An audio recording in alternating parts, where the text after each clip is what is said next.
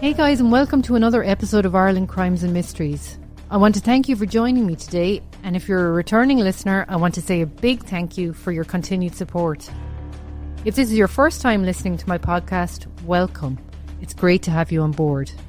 So without further ado, let's get started on today's story. In today's case, we're diving into one of Ireland's most enduring mysteries. The disappearance of Leidy Kaspersma. It's a case that's lingered over the town of Kenmare, County Kerry for over 4 decades. Leidy was a 26-year-old Dutch woman who loved exploring the world. Born on the 8th of March 1952 in the Netherlands, Leidy was the youngest of 3 sisters. Her family moved around a bit, settling in the province of Overijssel, where her father, Gutsa, became well known as a choir conductor and music teacher. Leidy was described as adventurous and independent, a bit of a free spirit. She had a passion for travel and a heart for helping others. Fluent in Dutch, English, French and German, she didn't just limit herself to one place. Over the years, Leidy pursued various roles that allowed her to combine her love of travel and helping others. Initially, she began training as a psychiatric nurse in the Netherlands. But after 3 months, she decided to drop out, feeling it just wasn't the right path for her. Shortly afterwards, she transitioned to working as a kindergarten teacher, where her love for children and nurturing nature found a perfect outlet. This role marked the beginning of her journey into caregiving, which would later take her abroad. She worked as a kindergarten teacher in the Netherlands, using her nurturing nature to support young children. Her journey then took her across the globe to Texas, where she worked also as a nanny, providing care and guidance to children of a local family. Later, she moved to Germany and took on the role of a caregiver to the elderly, offering companionship and assistance to those in need. These roles reflected her compassionate and resilient character, and she often wrote home about the meaningful connections she made in each place. Leidy was known for her love of children and animals, and those who knew her often spoke of her kindness and enthusiasm for life. Her family described her as a bit of a hippie girl, always chasing new experiences. Despite her wanderlust, Leidy was thoughtful and reliable, someone who kept in touch no matter where her travels took her in the world. As a child, Leidy showed a natural curiosity about the world around her. Growing up in a musical household, she developed a love for singing and often accompanied her father to choir practices. Her close-knit family cherished their time together, with Leidy's adventurous nature balanced by her parents' protective instincts. Leidy's father was a strong influence, instilling in her a sense of compassion and resilience. She was a good student, excelling in languages and showing a knack for storytelling and creative writing. As Leidy grew older, she embraced the freedom of travel. Her journey began with small trips around the Netherlands, but as she gained confidence, she started venturing further afield. Her work with children in different countries reflected, as I said, her nurturing nature, and her letters home were filled with stories of the people she'd met and the places she'd visited. Leidy's sisters recall her being both spontaneous and practical. A dreamer, yes, but someone who always had a plan.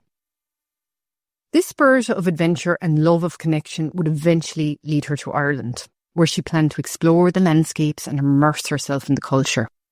In February 1978, she embarked on this trip that took her from Dublin to Mayo, to Galway, to Kerry, to Limerick and to Cork. So she travelled to all the major places, you could say, in the south. But little did anyone know this journey would ultimately be the beginning of a chain of events that are still a mystery to this day, leaving a void in the lives of those who loved her. As Leidy was living her adventurous life, travelling and exploring new places, fate brought her into the path of Nicholas Wheatley. Now, Nick was a 29-year-old Englishman, originally from London, and he had a bit of a complicated past. He had been married, but was recently separated from his wife, with whom he had a young daughter. Nick was known as a bit of a dreamer, a poet with a penchant for living off the beaten track. By the time he met Leidy, he was in a period of, I suppose, transition, trying to figure out his next steps after his marriage had ended. So the two met during a ferry crossing from Dublin to Holyhead as Leidy began her trip home. Leidy had been travelling, as I said, through Ireland, exploring the countryside, and she was on her way back to the Netherlands when she met Nick on the ferry. She'd spent some time soaking up the rugged landscapes and the local culture, but it was time for her to move on. On that ferry crossing from Dublin to Holyhead in early 1978, Leidy noticed a man travelling with a dog and carrying a typewriter in his suitcase. That man, as I said, was Nick Wheatley. Now, Nick had a poetic soul and was, as I said, liked to live somewhat of a nomadic lifestyle. The two struck up a conversation during the journey, drawn together by their shared sense of adventure and their curiosity about the world. Nick was trying to navigate life after his recent separation from his wife, and he was figuring out what his next steps were going to be. He would later say that they had a good conversation on the ferry and that she was great fun. He said they both laughed. He said he was 29 at the time and coming out of a 6-year marriage, and he also had a young daughter. You'd wonder, was Leidy just a distraction from the breakdown of his marriage, and no more than that, looking back in hindsight. So after arriving in Holyhead, Leidy and Nick decided to continue their journey together. They took the train from Holyhead to London, spending more time getting to know each other. Leidy planned to continue on to Dover to catch a ferry back to the Netherlands. But something from that chance meeting must have lingered, because on the 27th of February 1978, she returned to London. The two reconnected, and it was then that their relationship truly began to develop. The spark that had ignited on the ferry had appeared to have stayed with both of them. Nick would then travel to visit Leidy in the Netherlands. After spending some time together, they decided to return to Ireland. The two shared a love of simplicity and freedom. They didn't have grand plans or ambitions. Instead, they seemed content to live day to day, moving from place to place as the mood struck them. Perhaps it was the allure of the rugged landscape or just a sense of escape. Whatever the reason, they made their way back to the southwest of Ireland by May of 1978 in their newly bought second-hand Opel Record estate, which they bought for 800 marks. Before that, they travelled to Bourne, where Nick met with Leidy's family. To them, it seemed like their relationship was developing seriously and fairly quickly. Leidy's family recalled Nick as a quiet and somewhat reserved, but polite, seemingly genuine in his affection for Leidy. While there, Leidy's father gave her a Bible. The gesture was not taken in the spirit I'm assuming it was meant to have been taken. Leidy got angry and threw the Bible to one side. Now, Leidy's family, they were quite religious. Her father taught music for the Dutch Reformist Church. Her parents had already shown their disapproval about a previous relationship Leidy had with a Catholic man. But Leidy did not appear to share her parents' deep religious views. Nick would later be quoted as allegedly saying that it was at this point doubts about their relationship started to enter into his head. Despite any reservations Nick said he was having, the move to Kerry happened.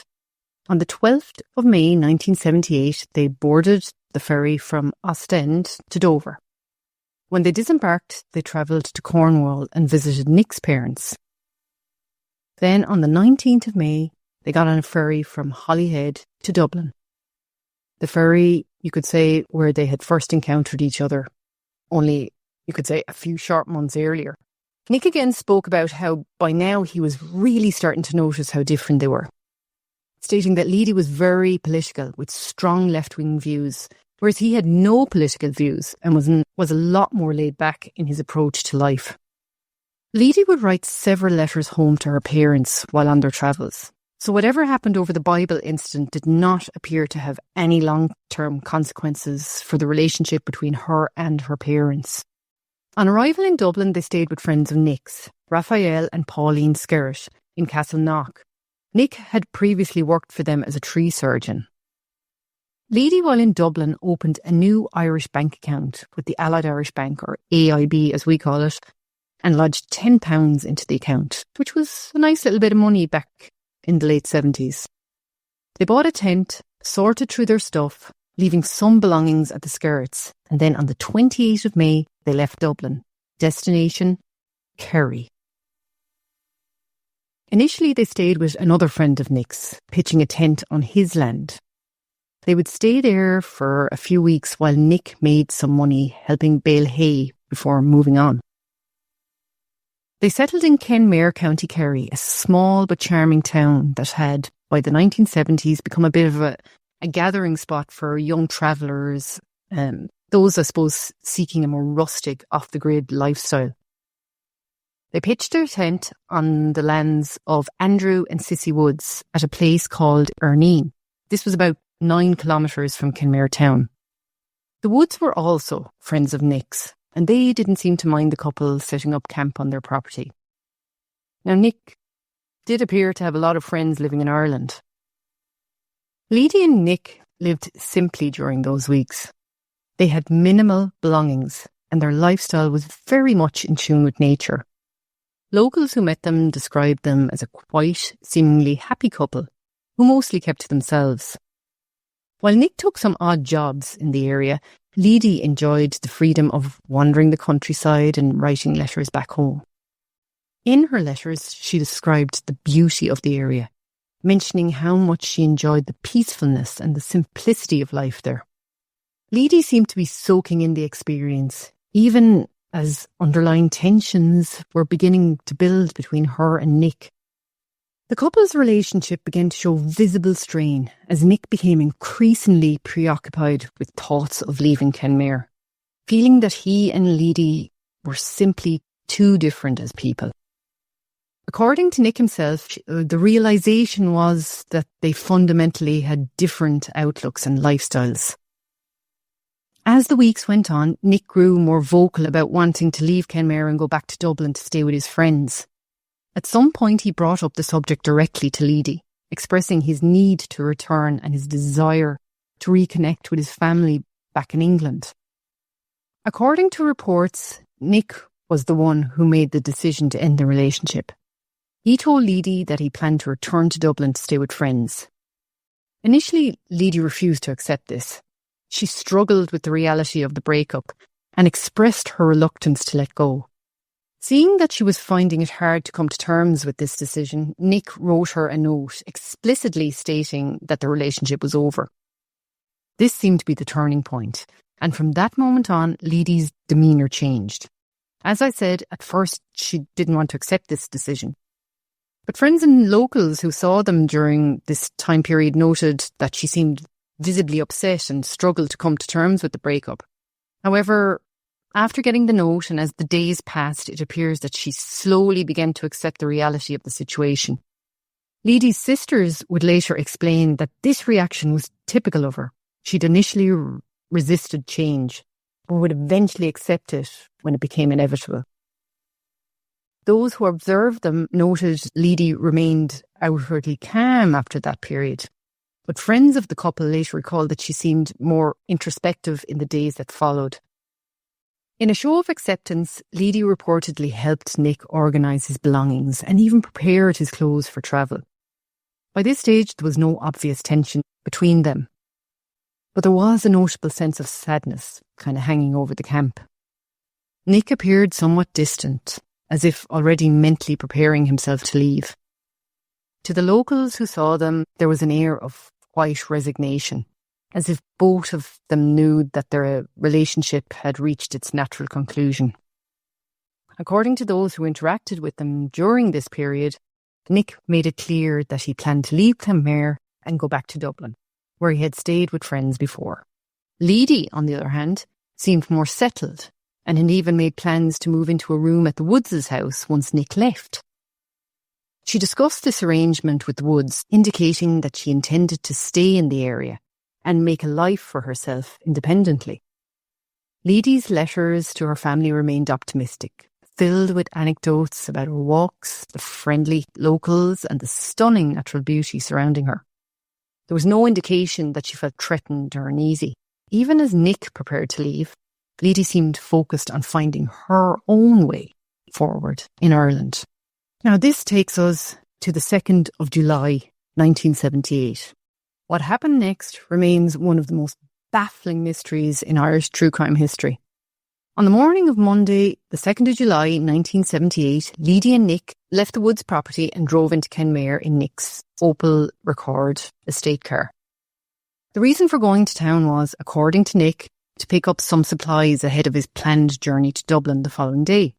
While in Kenmare, Leidy was seen in a local coffee shop by a member of the public, who later recalled that she seemed uneasy and unsettled. She was wearing a blue and white t-shirt, a cream woolen cardigan, brown cord trousers and 3/4 length boots, and she also had her brown handbag with her. This would be the final confirmed sighting of her by anyone other than Nick. According to Nick, they left Kenmare in or around 3:45 and drove on to Glengarriff, then on towards their campsite at Arneen. The area they were in, as I said, was very rugged and mountainous.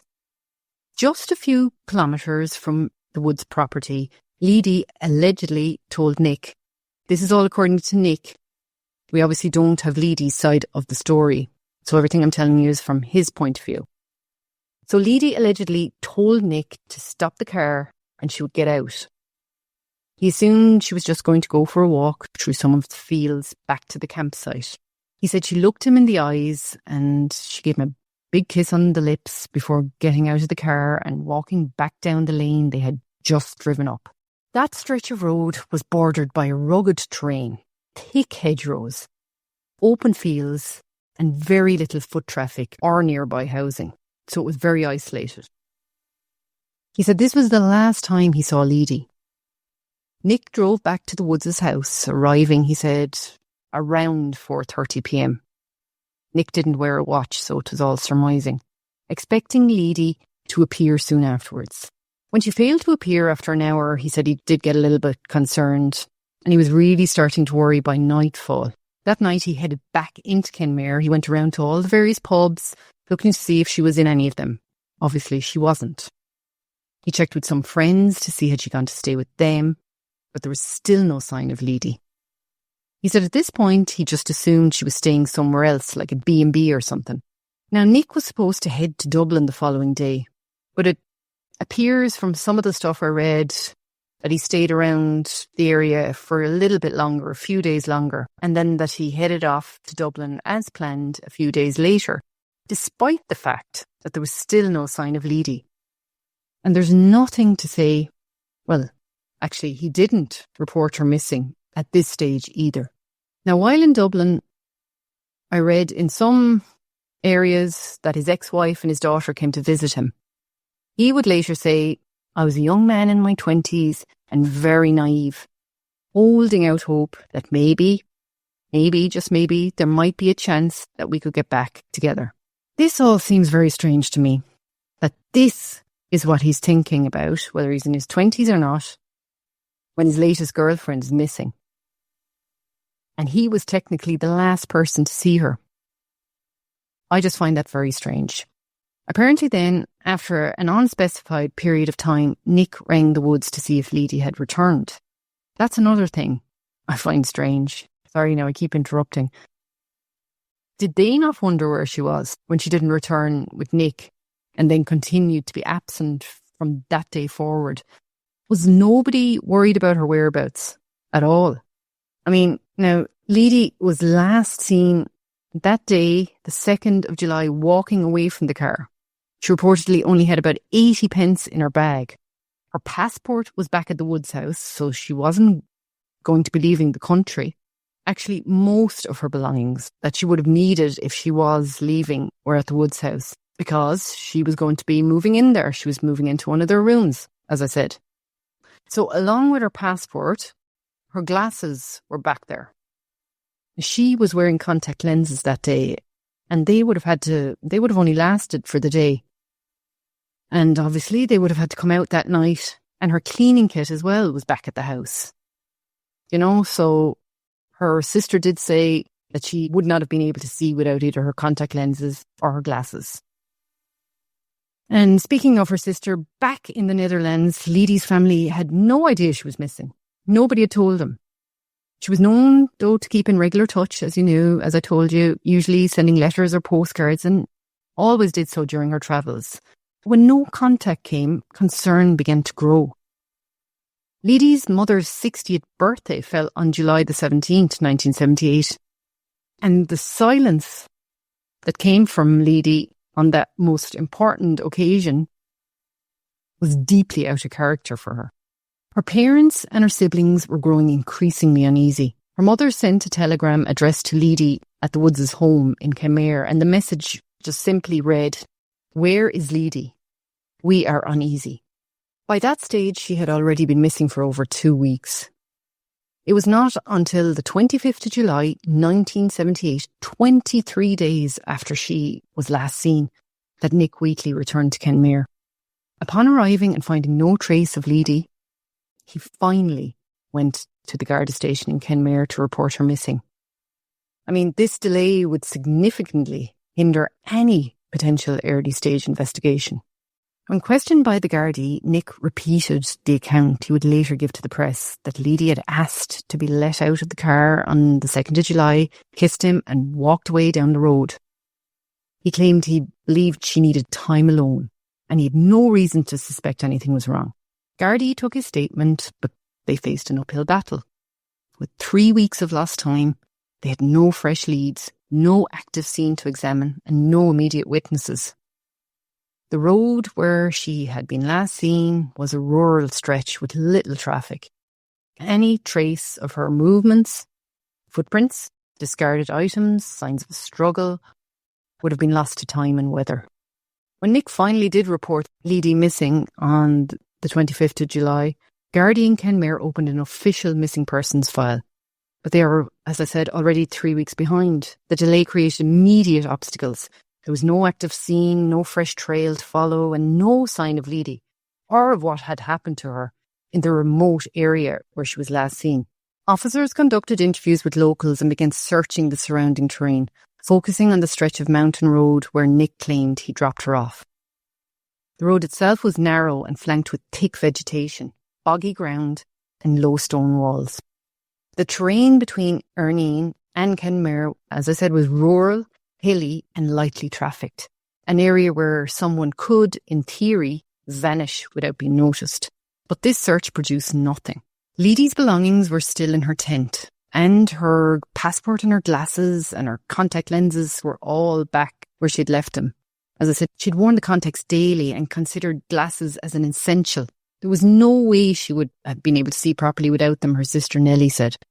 Even if she wanted to disappear, she would not go anywhere without her passport or her glasses. There was also the question of money. Leidy, as I said, had only 80 pence in her possession at the time she vanished. And the £10 that she had recently deposited into the AIB bank was never touched.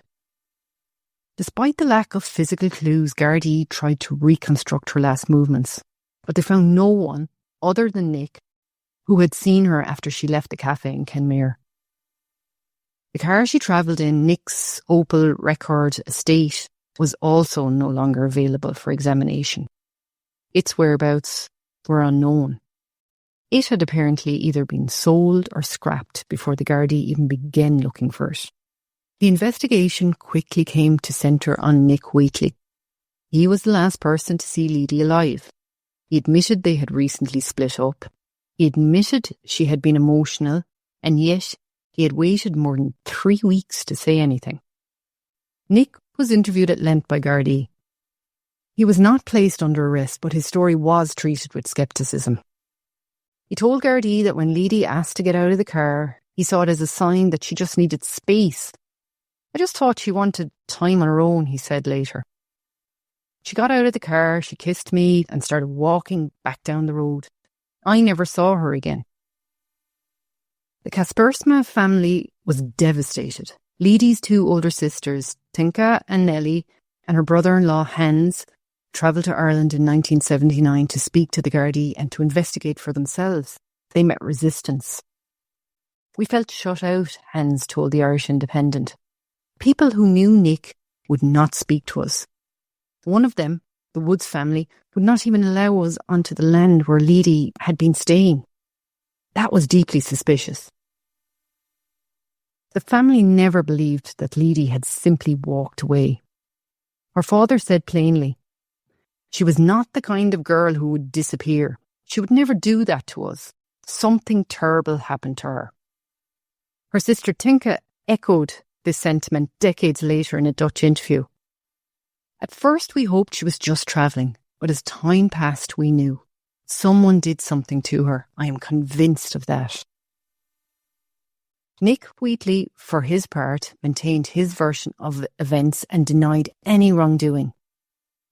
In a rare interview with journalist Barry Cummings for his Without Trace book, Nick said, I think there are 3 possibilities. She could have gone off with someone, she could have had an accident, or she could have taken her own life. The possibility that someone harmed her, well, I try not to think about that, but it's there. His insistence that Leidy may have chosen to disappear of her own accord was always flatly rejected by her family.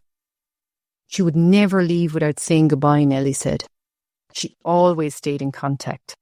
Always. A postcard, a letter, a phone call. She never just vanished. In autumn of 1978, the Garda investigation appeared to stall. There were no leads, no body, no crime scene and no witnesses beyond Nick.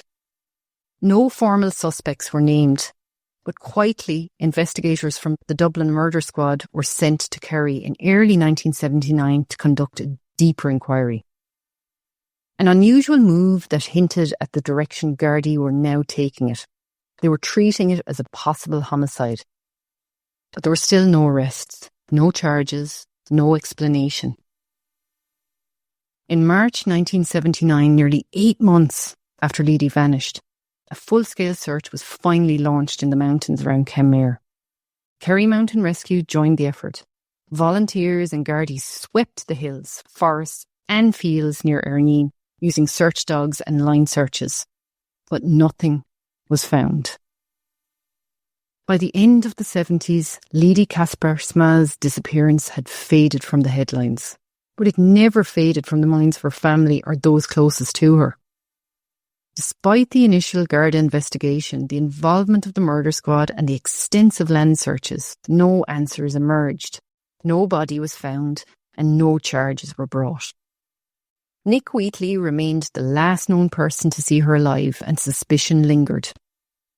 Though Gardaí never publicly named him a suspect, they continued to revisit the case in the background, quietly gathering what little information they could over the years. According to reports from the time, Nick Wheatley left Ireland shortly after Leidy's disappearance, and he travelled to the Lebanon, where he took a job establishing an English language school there. His decision to move to the Lebanon at the time, a country with no extradition treaty with Ireland, had drawn scrutiny, really. It effectively placed him outside the reach of the Gardaí should further questions arise. He left the country not long after she vanished, said Hans, Leidy's brother-in-law. And he chose a country where Gardaí couldn't bring him back. That tells you something. In later years, Nick returned to England, where he reportedly resumed a quiet life. Gardaí re-interviewed him in the early 2000s during a cold case review. According to journalist Barry Cummings, who spoke with Nick during research for his book Without Trace, Wheatley repeated the same story, that Leidy got out of the car of her own free will and walked away. He claimed to be haunted by her disappearance, but continued to suggest it was possible she had chosen to vanish. But Leidy's family never accepted that theory. Leidy did not just walk off into the mountains and disappear, her sister Nellie said. She left her things, she left her passport, she left her glasses. She couldn't have gone anywhere without them. Throughout the 1980s and 1990s, Leidy's parents maintained an enormous archive of correspondence, clippings, photos and police records related to the case. Her father, who lived into his 90s, never gave up hope of finding out what had happened to his daughter. It was the first thing he thought of every morning, Tinka later said, and the last thing at night. He kept every letter, every note from the Gardaí. He wanted answers. Leidy's sisters and brother-in-law returned to Ireland several times over the decades, searching for fresh information, but progress was painfully slow. In 1999, the case gained renewed attention with Barry Cummins' book, which included Leidy's story. The book documented some of Ireland's most baffling missing person cases. The chapter sparked a new interest in the case and was one of the first to publicly explore the idea that Leidy's disappearance may not have been accidental. The family continued to hope that someone, perhaps a former local or a friend of Nick's, would finally come forward. Then, in 2013, there was a flicker of possibility. A Facebook page dedicated to Leidy's memory received a direct message from a man claiming that his father, now dying, had something to reveal about Leidy's disappearance. The message urged the family to make contact quickly, suggesting that the man's father had carried a secret for years and wanted to speak before it was too late. Gardaí were alerted and an investigation was opened into the message. But before contact could be made, the man's father died. Whatever information he may have held, if any, went with him to the grave. For Leidy's family, it was another cruel false start. "We had hope for a moment," said Nellie, but again, it slipped away. In 2016, the Kaspersma family issued what they called their final appeal to the Irish public. Speaking to the Irish Independent and the Belfast Telegraph, they begged for anyone with knowledge to come forward. "We just want closure to this nightmare," Hans said. "We don't want revenge. We just want to know what happened." Tinka, Leidy's sister, added, "We believe someone in Kenmare knows. They may not have spoken then, but people change. Maybe someone has a conscience now. Please, just tell us what you know." In the years that followed, the case remained open in both Ireland and the Netherlands. Leidy is still listed as a missing person by Dutch authorities and her DNA is on file for potential future matches. In 2021, Tinka gave a rare interview to the Dutch broadcaster RTV Oost. Now in her 70s, she acknowledged that the family had long accepted that Leidy was likely no longer alive. But that didn't stop her from hoping for the truth. "I have no illusion that she is still living," Tinka said. "But I hope that before I die, someone will say what happened. Someone who knows, even if it's small, just so we can finally lay her to rest." Leidy's disappearance left an unhealable fracture in her family, one that only deepened with time. Her mother, like her father, never gave up hope of learning the truth. She lived for decades with uncertainty, marking each of Leidy's birthdays and anniversaries without any closure. Her daughters later said that the loss aged her and changed her irreversibly. She died before 2006, having never received any answers about what became of her youngest child. By that time, both parents were gone. In 2006, under Dutch law, and in accordance with standard procedures for prolonged disappearances, Leidy Kaspersma was officially declared deceased, 28 years after she was last seen on a mountain road outside Kenmare. The declaration was legal, not emotional. For the family, it was simply a necessary formality to settle her estate. It brought no comfort, no closure. Her sister Tinka later told Dutch media, "We didn't do it because we gave up hope. We did it because the law required it. But for us, she was gone from the moment she didn't come home." Nick has never been charged with any crime in connection to Leidy's disappearance and has constantly denied any wrongdoing.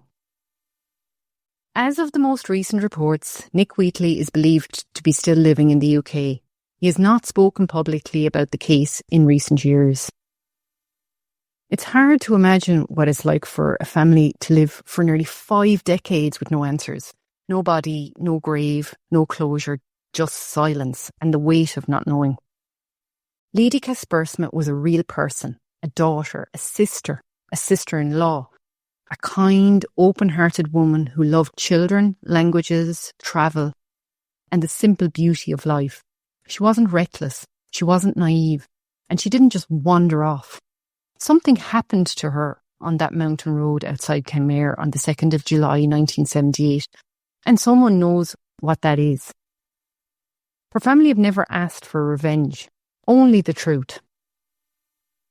So if you're listening to this and you were living in the Kerry area at the time, if you were one of the people who passed her in Kenmare that day, if you heard something in the weeks or months after that didn't sit right with you, even if it felt like a little bit of gossip or a passing remark, please say something. It's never too late. You can contact the Gardaí confidentially by calling Kenmare Garda Station on 353 64 664 1177 or reach out through the Garda Missing Persons Bureau at 353 1666 2615. Alternatively, you can share the information through the Garda Confidential line at 1800 666 111. That's free phone in Ireland. Or go to the Garda website www.garda.ie and navigate to the missing persons section. Even the smallest detail, something you've carried for years, it could be the key to helping a grieving family finally find peace.